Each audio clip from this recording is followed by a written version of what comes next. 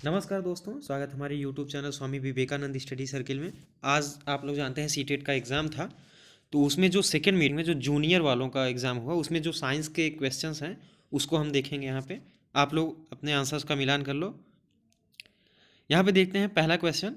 अपने कमरे में, केवल मैं आंसर्स आपको बताऊँगा जल्दी जल्दी से। अपने कमरे में फर्श पर रखे किसी विशाल बॉक्स को सरकाने के लिए रेशमा को निम्नलिखित बलों में से किससे अधिक बल लगाना चाहिए? तो इसमें जो ऑप्शन सही होगा वो होगा अस्थैतिक घर्षण। तो ऑप्शन नंबर चौथा सही हो जाएगा। नेक्स्ट देखते हैं हम लोग। निम्नलिखित में से सही कथन की पहचान कीजिए। नेक्स्ट दिया हुआ है, तो इसमें ऑप्शन नंबर दूसरा सही हो जाएगा, क्योंकि ध्वनि जो है वो निर्वात में गमन नहीं कर सकता। यानी चंद्रमा पर कोई विस्फोट होगा तो धरती तक नहीं सुनाई देगा, क्योंकि बीच में वायुमंडल नहीं है। नेक्स्ट देखते हैं। नीचे दिया गया कौन सा समुच्चय ऐसे द्रवों को समाविष्ट करता है जो विद्युत के हीन चालक हैं, यानी विद्युत के कुचालक हैं? तो इसमें हो जाएगा शैम्पू, वनस्पति तेल, आसूत जल। आसूत जल आप लोग जानते ही हो, तो यहाँ पे ऑप्शन नंबर दूसरा सही हो जाएगा। नेक्स्ट देखते हैं। नीचे दिया गया कौन सा समुच्चय रासायनिक परिवर्तनों को समाविष्ट करता है? तो कौन सा परिवर्तन है जो रासायनिक है? तो इसमें लोहे का जंग लगना और कागज़ का जलना, भोजन का पाचन, ये एक बार अगर रूपांतरित हो गया तो उसे फिर वापस नहीं कर सकते। तो यहाँ पे ऑप्शन नंबर तीसरा सही हो जाएगा। नेक्स्ट देखते हैं। नीना किराने की कुछ वस्तुएं खरीदने के लिए साइकिल से बाजार जा रही थी। बाजार उसके घर से 4 किलोमीटर दूर है। उसने पहले 10 मिनट 12 किलोमीटर की चाल से, उसे रास्ते में उसकी मित्र निखत मिलती है जिससे वह रुककर 15 मिनट बातचीत करती है। इसके पश्चात वह अपनी यात्रा 8 किलोमीटर पर आवर की चाल से फिर से आरंभ कर देती है। उसकी यात्रा की औसत चाल क्या होगी? तो इसको आप सॉल्व कर लेना। सॉल्व करोगे तो आपको चौथा वाला ऑप्शन यहाँ पे सही रहेगा, 6 किलोमीटर पर आवर। नेक्स्ट देखते हैं। नेक्स्ट देखते हैं। लवण और जल के मिश्रण को पृथक करने की प्रक्रिया में निम्नलिखित में से कौन सा सहायक नहीं है? ये चीज़ ध्यान देना, सहायक नहीं है पूछा है। तो आसवन, उबालना और निस्तारण, इन तीनों से हम जल और लवण को पृथक कर सकते हैं, लेकिन निस्यंदन से नहीं। तो यहाँ पे ऑप्शन नंबर पहला सही हो जाएगा। नेक्स्ट देखा जाए। नीचे दिए गए प्रकाश के कौन से गुणधर्मों का उपयोग छाया बनने की परिघटना की व्याख्या के लिए किया जाता है? तो इसमें ऑप्शन नंबर यहाँ पे तीसरा सही होगा, डी और ए। डी और ए जो दिया हुआ है, यानी प्रकाश अपारदर्शी वस्तुओं से नहीं गुजरता और प्रकाश सरल रेखा में गमन करता है। तो ये वाला ऑप्शन सही होगा आपका, ऑप्शन नंबर तीसरा। नेक्स्ट देखते हैं। निम्नलिखित में से सही कथन को पहचानिए। चिकनी मृदा में बड़े कणों और महीन कणों की मात्रा लगभग बराबर होती है। दोमट मृदा में बड़े कणों का अनुपात बलुआ मृदा की अपेक्षाकृत उच्चतर होता है। चिकनी मृदा में महीन कण और दोमट मृदा की अपेक्षाकृत उच्चतर होता है। तो इसमें दोस्तों आप लोग देखना कौन सा ऑप्शन सही होगा, इसको कमेंट बॉक्स में आप ज़रूर बताना। नेक्स्ट देखते हैं। विटामिन एक्स की हीनता के कारण मसूड़ों में रुधिर बहने लगता है। यह विटामिन खनिज वाई के अवशोषण के लिए आवश्यक है और एक्स भोजन जेड में पाया जाता है। एक्स, वाई और जेड की पहचान करिए। एक्स विटामिन सी है, यहाँ पे ऑप्शन नंबर आपका पहला ही सही हो जाएगा। एक्स विटामिन सी है और वाई जो है वो आयरन है, जेड नींबू वंश के फल, यानी ऑप्शन नंबर यहाँ पे पहला होगा। नेक्स्ट देखते हैं हम लोग। यहाँ पे अगला है, निम्नलिखित कथन में से कौन सा विज्ञान का प्रकृति का सबसे अच्छा वर्णन करता है? तो यहाँ पे ऑप्शन नंबर दूसरा सही हो जाएगा। वैज्ञानिक अपने कार्य में पूर्ण रूप से निष्पक्ष होते हैं, यानी ऑप्शन नंबर दूसरा सही हो जाएगा। विज्ञान की पाठ्य चर्या में संज्ञानात्मक वैधता की अर्थ है। यहाँ पे शिक्षार्थियों के संज्ञानात्मक स्तर के अनुसार सामग्री का समायोजन, यानी ऑप्शन नंबर पहला यहाँ पे सही होगा, आप लोग देख लेना।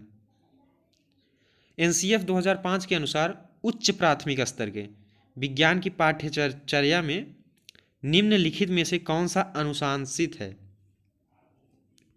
तो यहाँ पे जो ऑप्शन सही होगा पहला, ए, बी और डी तीनों, यानी कि अवधारणाओं के रोज़मर्रा के अनुभव की समझ बनाने से जोड़ा जाना चाहिए।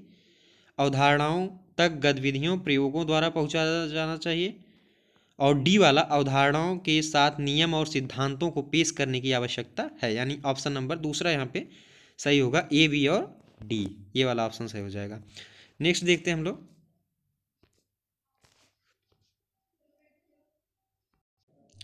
निम्नलिखित कथनों से पहचाने जो कि विज्ञान के बारे में सत्य है।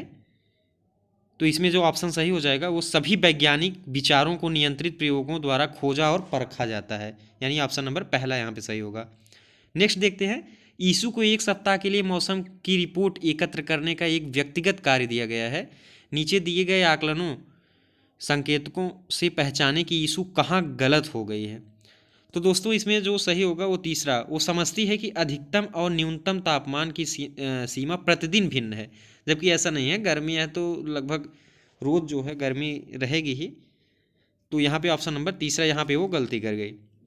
अगला है, निम्नलिखित में से क्या शिक्षार्थियों में संकल्पनात्मक कमी को समझने के लिए एक उपयोगी रणनीति है।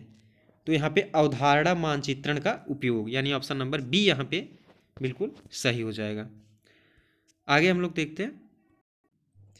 विज्ञान को पढ़ने के लिए और अधिक लड़कियां प्रोत्साहित करने के लिए आप निम्न सभी प्रकारों को अपना सकते हैं, सिर्फ एक को छोड़कर। ध्यान रखें कि विज्ञान की कक्षा में लड़कियां हमेशा हावी रहें, इसको छोड़ के आप तीनों अपना सकते हैं, यानी ऑप्शन नंबर, ऐसा नहीं हो सकता कि लड़कियां हावी रहें, ऐसा देखा जाए। अगला देखते हैं। विज्ञान शिक्षक को और अधिक अपसारी प्रश्न पूछने चाहिए। यहाँ पे ऑप्शन नंबर आपका पहला सही हो जाएगा, ए सी और डी, यानी यह गहन सोच को प्रोत्साहित और विकसित करता है, यह सोचने की युक्तियों को विकसित करता है, यह शिक्षार्थियों में सृजनात्मक व्यवहार का आकलन करने में सहायता करता है, यानी ए सी और डी। अगला देखते हैं। कक्षा में प्रदर्शनों का उपयोग मुख्य रूप से शिक्षार्थियों को शामिल करता है। तो दृश्य और श्रवण, यानी अगर आप कार्य कर रहे हैं तो देखेंगे, सुनेंगे और सीखेंगे, यानी ऑप्शन नंबर चौथा यहाँ पे सही हो जाएगा, ये वाला ऑप्शन सही होगा। नेक्स्ट देखते हैं। घनत्व की अवधारणा के शिक्षण के लिए जांच उपागम का उपयोग करके अपनी विज्ञान कक्षा के लिए नियोजन का क्रम दें। तो इसमें जो नियोजन का क्रम होगा वो सी, बी और ए, यानी पहले सी फिर बी और लास्ट में ए, ये क्रम होगा, यानी ऑप्शन नंबर ए यहाँ पे सही हो जाएगा।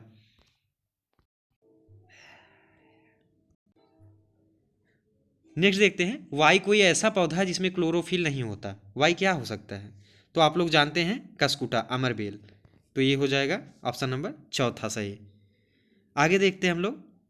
नीचे दिया गया कौन सा कथन सही है। तो यहाँ पे ऑप्शन नंबर चौथा सही हो जाएगा। बृहदान्त्र क्षुद्रांत की अपेक्षा चौड़ी और छोटी होती है, यानी ऑप्शन नंबर यहाँ पे चौथा सही हो जाएगा।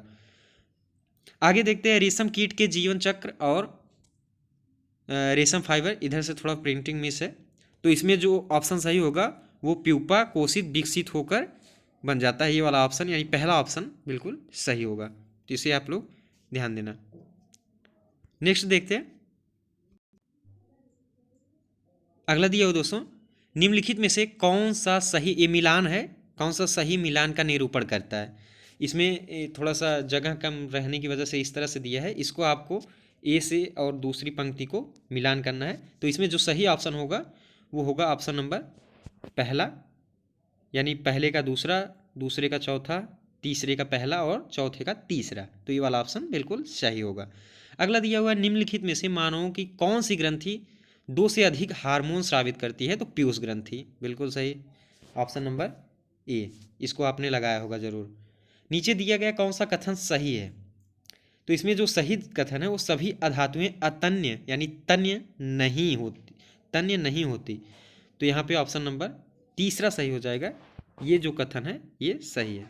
अगला देखते हैं। वाई कोई मानव निर्मित रेशा है जिसे प्राकृतिक स्रोत से प्राप्त किया जाता है। वाई क्या है।